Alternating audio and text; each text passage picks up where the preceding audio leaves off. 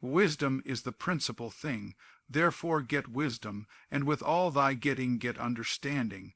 These timeless words from Solomon are not just poetic. They are powerful instructions for life. Solomon, the wisest man who ever lived, had access to anything he could ask for. When offered the chance to request anything from God, riches, long life, or the death of his enemies, he asked for one thing, wisdom. That choice alone proves its value. He didn't ask for something that would benefit him temporarily. He asked for what would sustain, guide, and elevate him permanently, because when you have wisdom, everything else begins to align. So what does it mean to say wisdom is the principal thing? The word principal means first in order, first in rank, first in priority. Wisdom is not a luxury. It's not optional. It is not a nice to have for success. It is the foundation, the root, the starting point of all lasting greatness. People chase money, relationships, status, and power. But what they often overlook is that all those things are byproducts results of wisdom. Wisdom is more than knowledge. Knowledge is information, facts, data. But wisdom is the ability to apply knowledge with precision, purpose, and perspective. You can have a head full of facts and still be broken, or bound. But when you have wisdom, you know what to do, when to do it, why it matters, and how to execute. Wisdom gives you the ability to make quality decisions that create quality results. We live in a world overflowing with information. You can Google anything, but information without wisdom is dangerous. It creates people who can explain theories they can't live out. They can quote principles they've never practiced. Wisdom, on the other hand, is what allows you to live well not just talk smart . It teaches you timing, it teaches you discernment, it helps you see the difference between good and best, between urgent and important, between opportunity and trap. Why is wisdom so rare? Because it requires humility. You don't get wisdom just by aging or achieving. You get wisdom by seeking, by asking, by learning from failure, and by being willing to admit that you don't know everything. Solomon didn't become wise because he was born royal. He became wise because he recognized the weight of responsibility and the limits of his own understanding. His request for wisdom wasn't weakness, it was strength. It was the ultimate act of leadership. Let's bring this to life with a simple example. There were two farmers who lived in the same village. Both had the same land, same tools, same weather. One farmer, let's call him Jacob, was always chasing after the newest thing. New seeds, new techniques, new theories from town. The other farmer, Illy, focused on something else. He studied the land, he watched the seasons, he talked to older farmers and asked questions, he learned from their mistakes. While Jacob was constantly experimenting, Illy was gaining insight. Over time, Jacob had some years of big harvests and other years of terrible loss. Illy, on the other hand, had consistent growth, nothing flashy but always increasing. People began to ask Illy, "What's your secret?" And he said, "I didn't try to be the fastest grower. I tried to be the wisest one." Jacob had information. Illy had wisdom and in the long run, wisdom won. That is what Solomon meant. When you get wisdom, you no longer need to rely on guessing. You're no longer tossed by trends. You're not moved by pressure or panic. You operate on principle not on emotion. You're guided by insight, not by impulse. Wisdom gives you the edge that lasts. Wisdom also protects. How many people have lost years of their lives from one bad decision? Marrying the wrong person, partnering with the wrong people, investing in something they didn't understand. One wise decision can set you up for decades of success.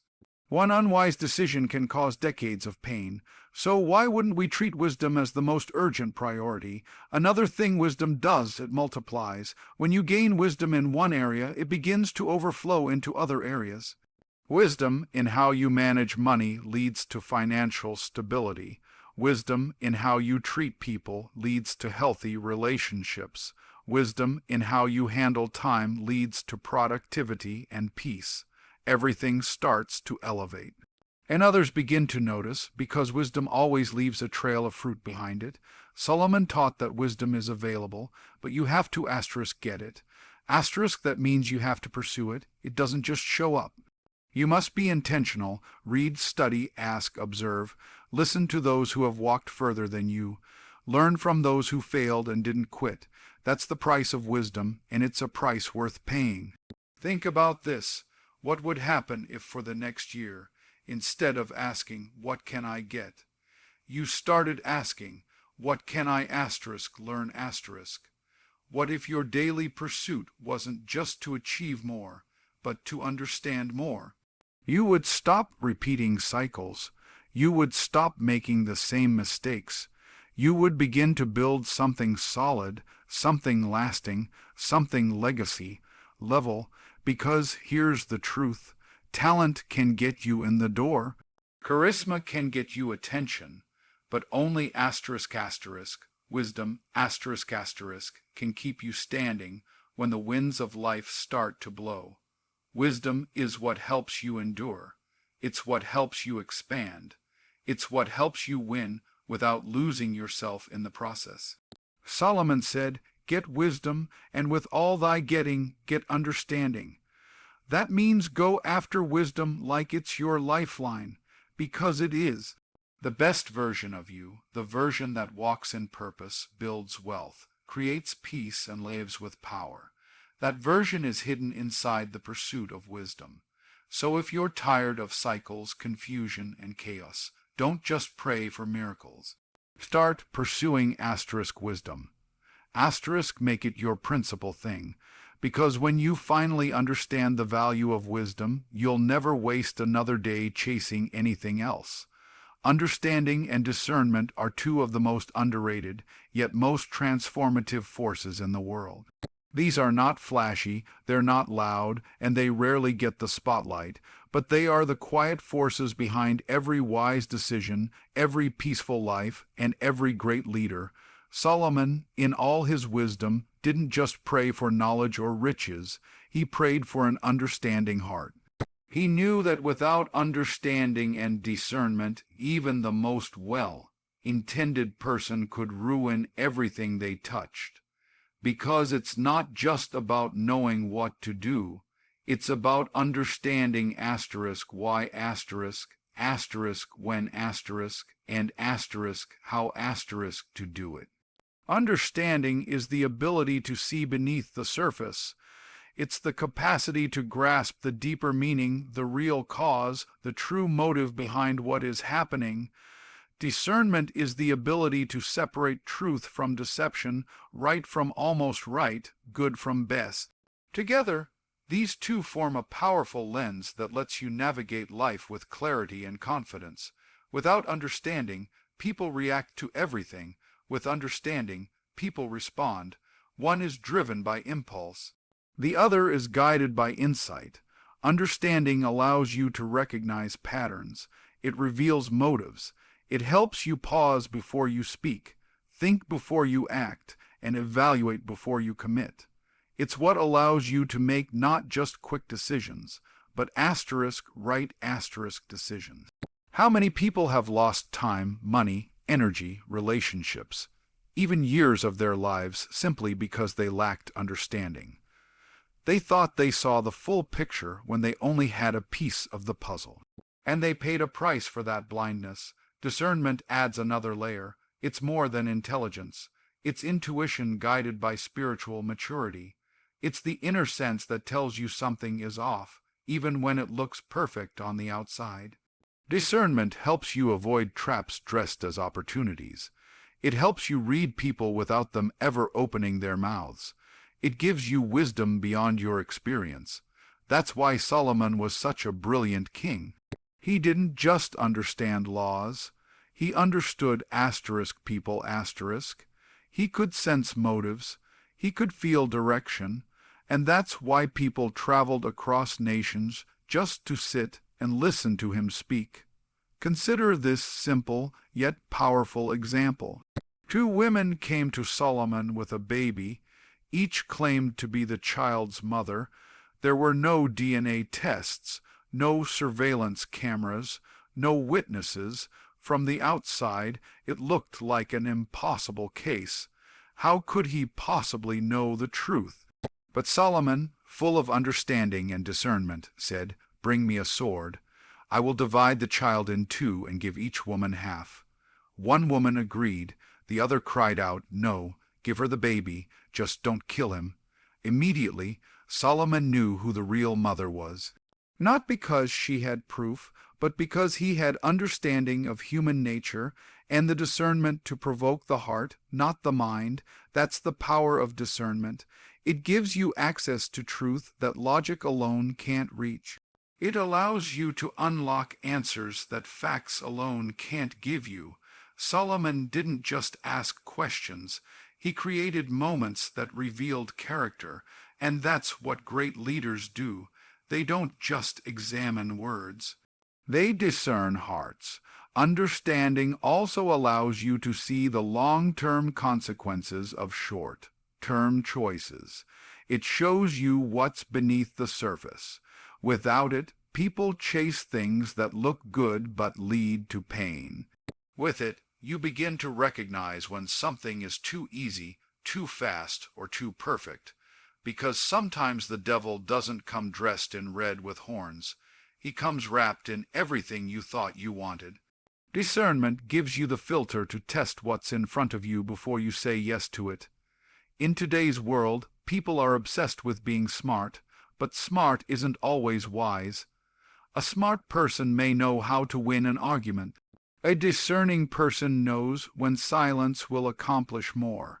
A smart person might know how to make money fast. A discerning person knows what's sustainable, what's ethical, and what aligns with purpose. Intelligence can impress, but understanding and discernment protect. They keep you from falling for lies. They protect your peace. They help you choose people who build your future instead of break your focus. One of the greatest tragedies in life is being surrounded by opportunity and not recognizing it, or worse, being surrounded by danger and not sensing it. That's why understanding is not a luxury, it's a necessity.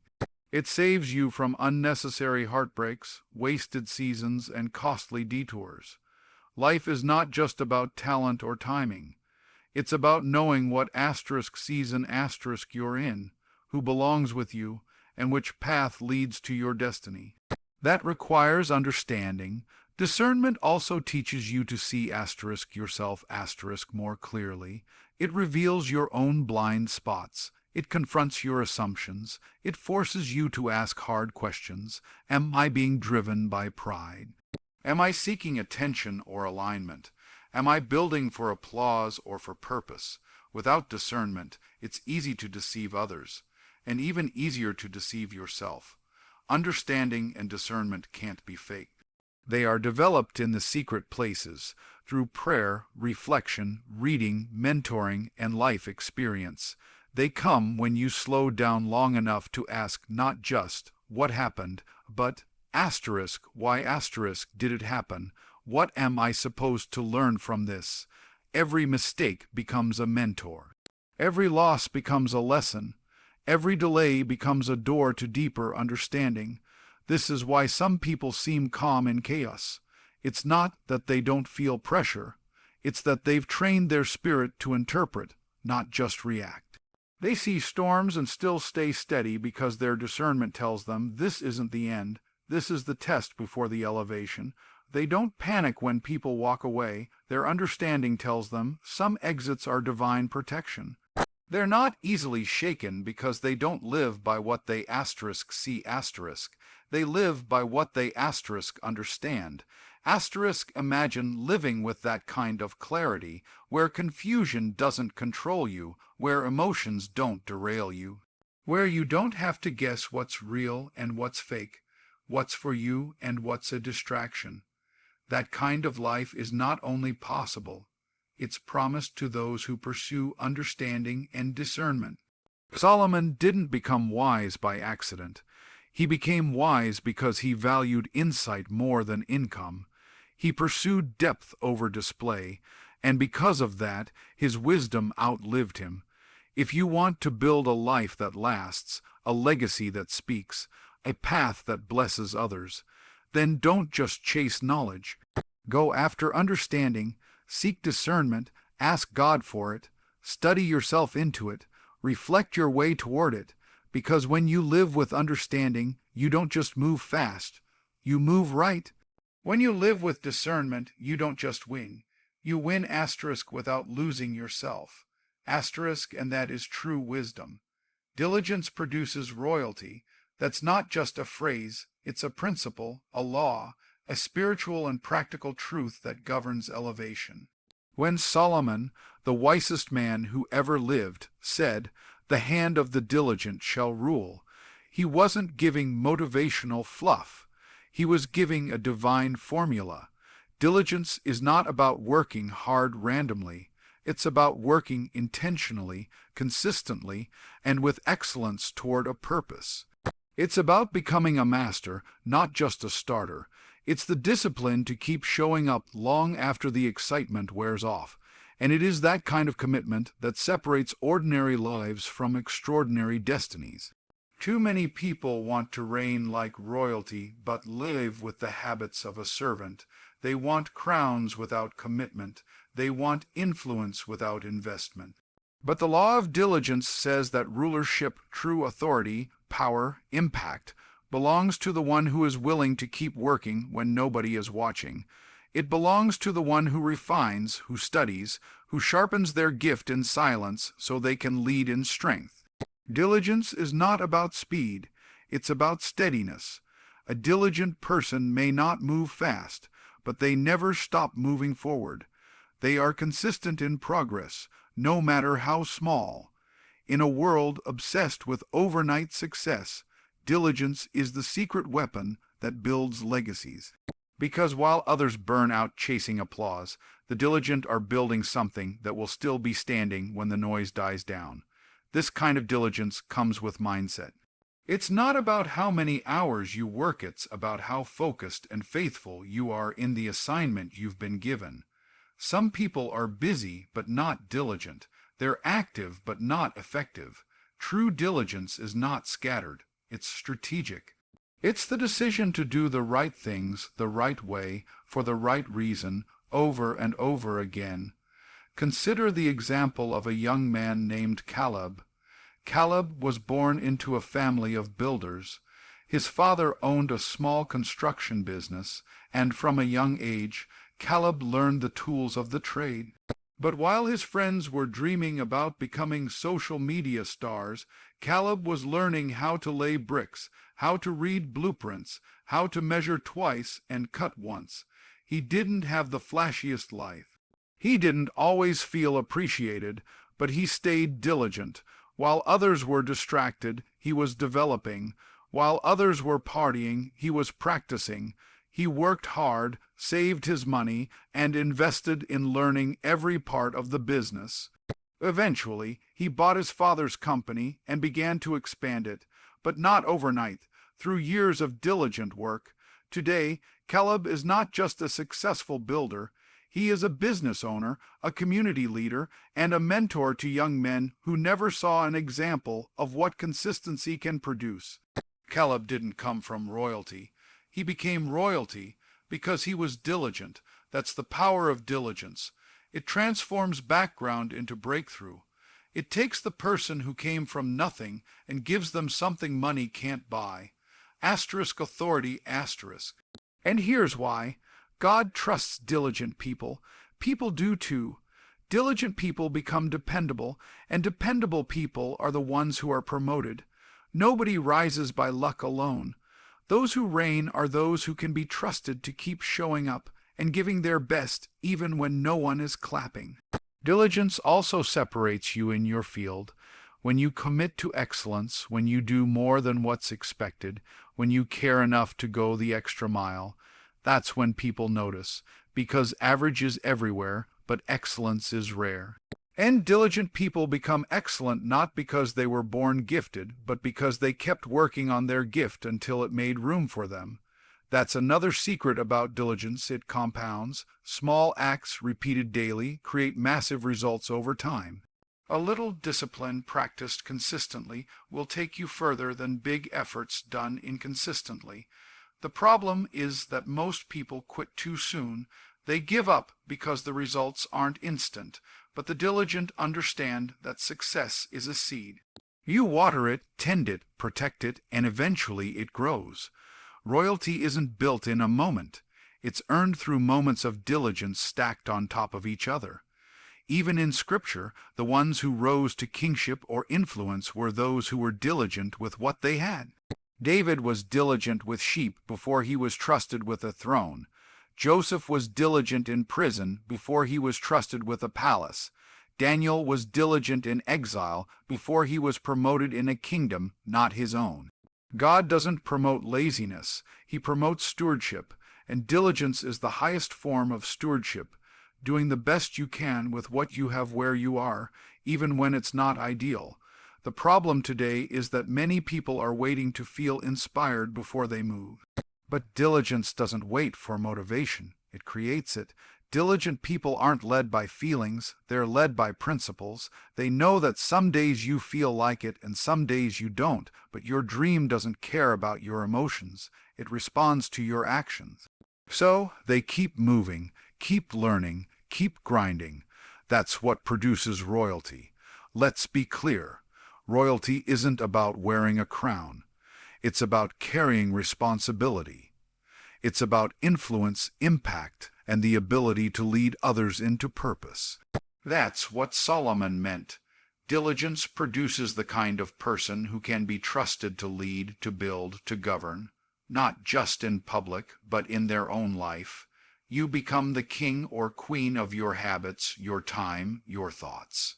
You develop dominion, and that dominion makes room for external rulership. And here's the beautiful part. Anyone can be diligent. You don't have to be the smartest. You don't have to come from privilege.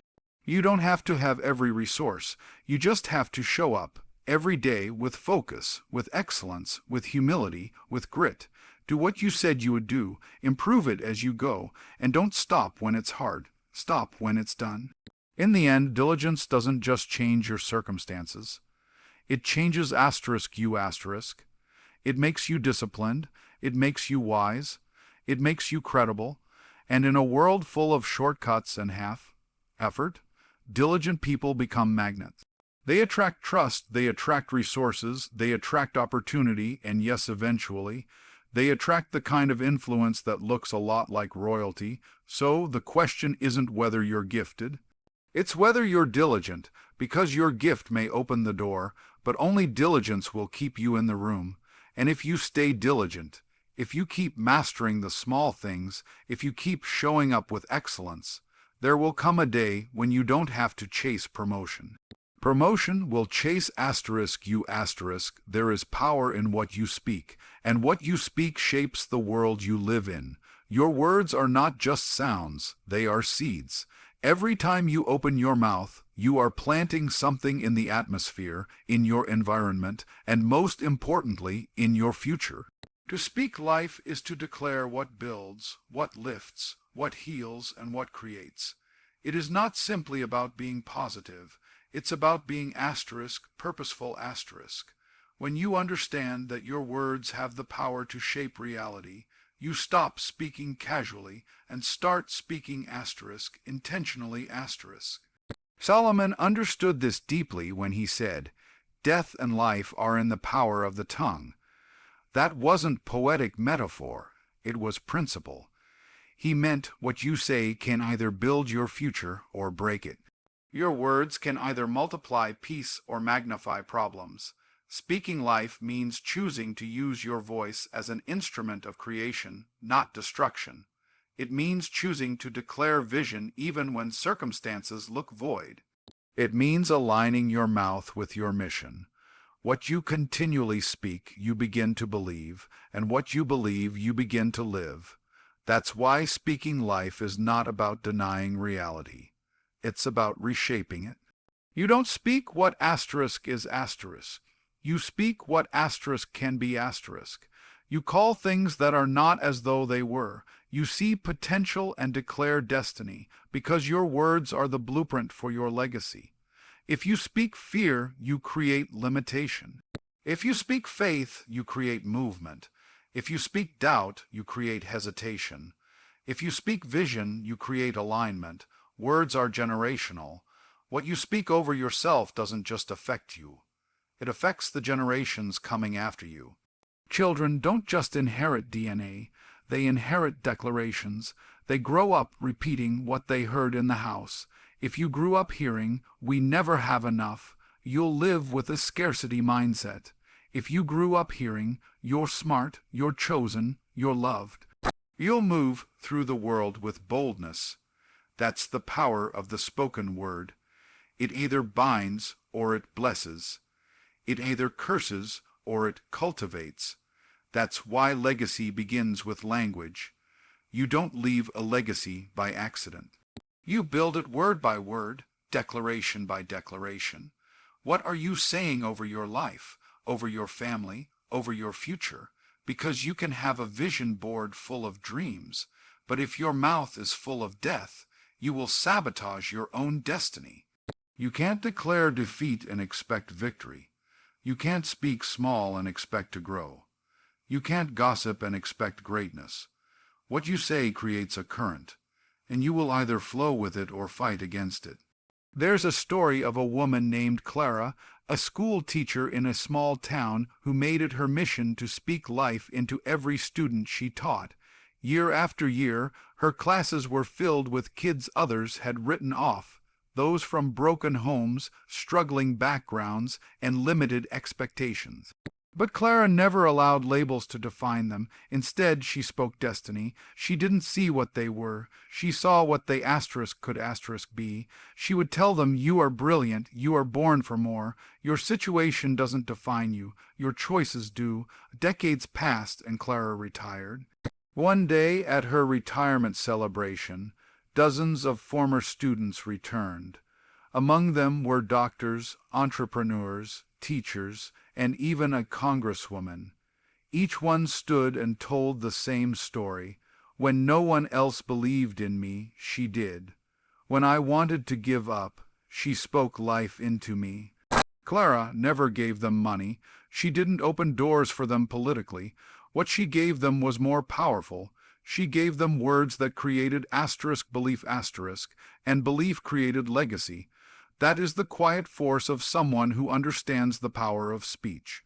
You don't have to be rich or famous to change lives. You just have to be faithful with your words. Every time you affirm someone, every time you speak possibility, every time you bless instead of blame, you are creating ripples that stretch far beyond you. The words you speak may be invisible, but their impact is eternal. And speaking life doesn't mean ignoring pain. It means choosing to speak purpose asterisk through asterisk the pain. It means declaring healing when you're still hurting. It means declaring progress when you still see problems. It's not fantasy. It's asterisk faith asterisk. The power of speaking life is that it doesn't depend on current circumstances. It depends on covenant, on the belief that what you speak, you will eventually see, because your words activate your atmosphere. You also speak life by the way you talk about others. Gossip kills legacy, complaining clouds vision, but encouragement fuels growth. Honor lifts everyone. One of the most powerful things you can do is become someone who speaks life in a world full of death. People are starving for hope. Your words can be the meal that feeds a soul back to strength. When others tear down, you build up. When others sow fear, you sow faith. That's what it means to speak life. Even when it comes to yourself, you must be vigilant with your voice. Don't curse your calling with careless speech. Stop saying, "I can't," and start saying, "I'm learning." Stop saying, "It's too late," and start saying, "I'm right on time." Your mouth must match your mission. You can't declare confusion and expect clarity.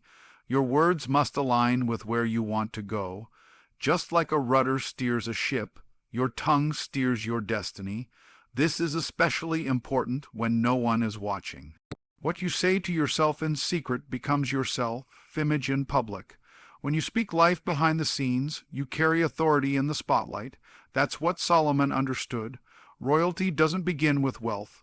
It begins with words. It begins with what you declare, decree, and determine within yourself long before anyone sees the results. And when your speech carries life, your influence creates legacy. Legacy isn't just about buildings, books, or bank accounts. It's about impact. It's about leaving something in others that outlives you.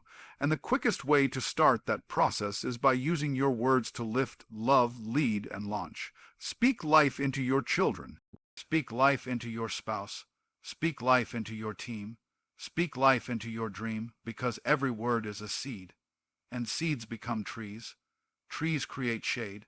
And someday, someone will rest in what you built with your words. So speak with intention, speak with conviction, speak not from your feelings but from your faith. Let your mouth become a fountain of vision. Let your declarations become directions for your future.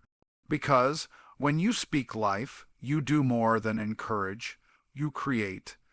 And when you speak life consistently, you don't just build success, you build legacy.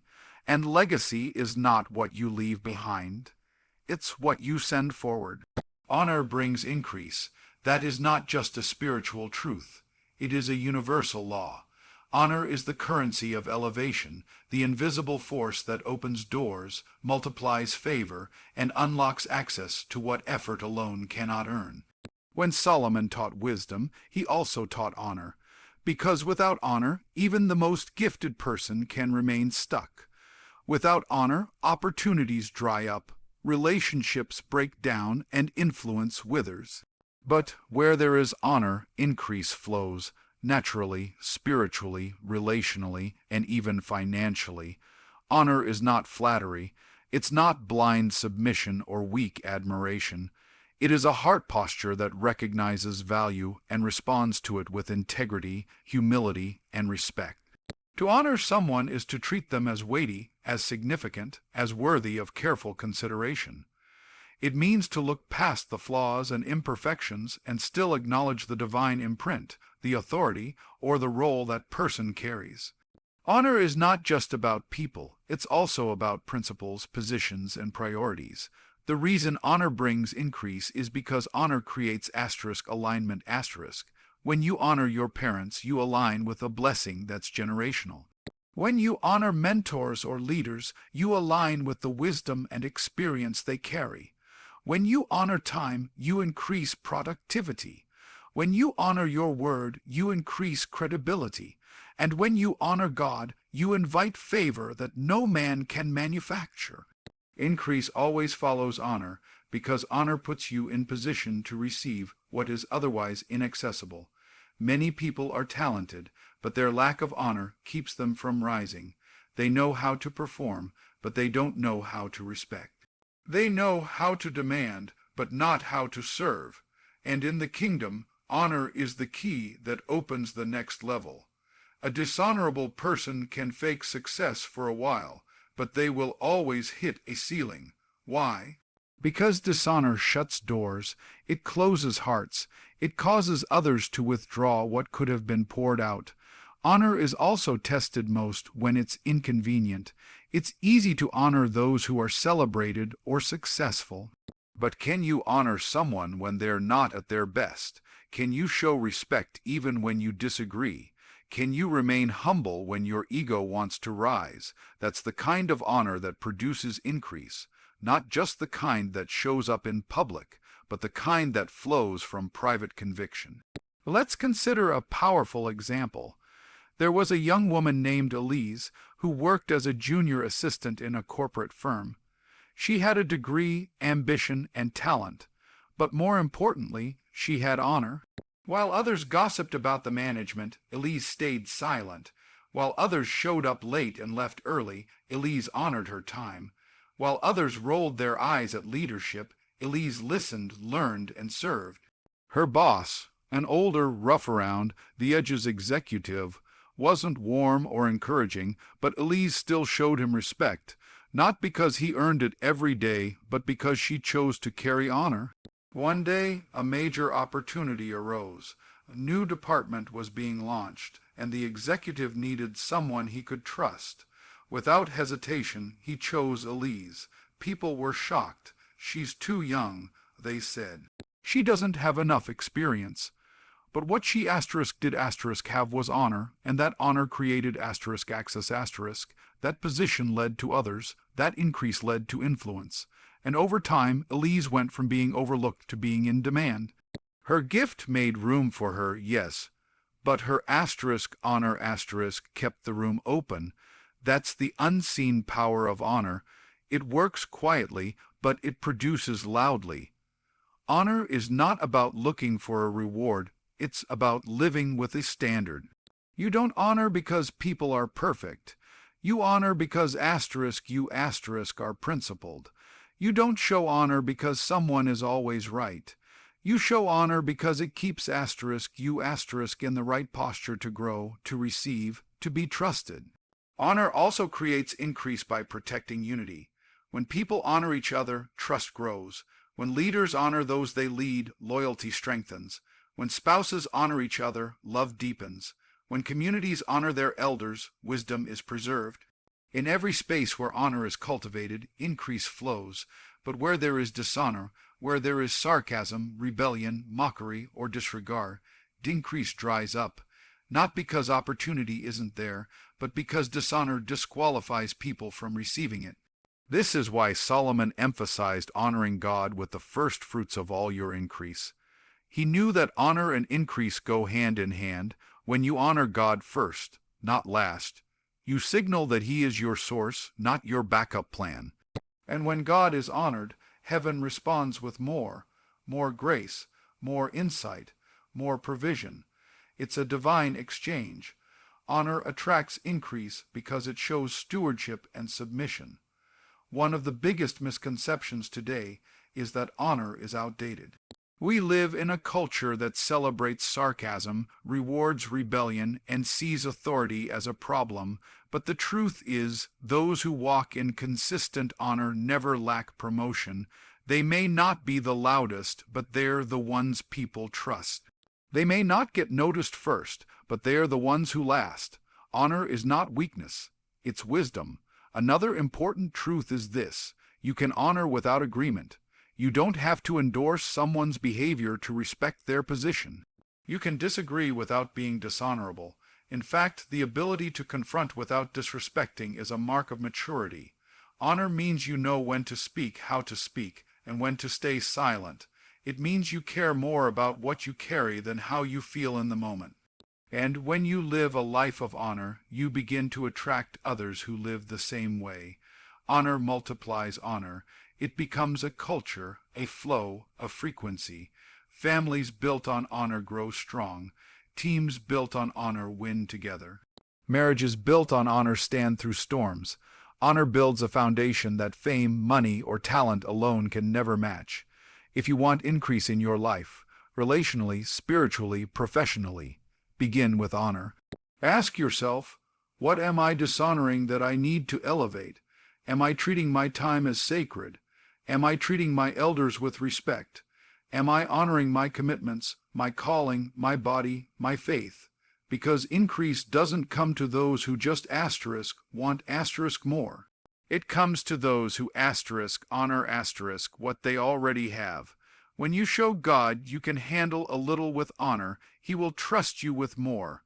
When you show others you can be trusted with responsibility, they will give you opportunity.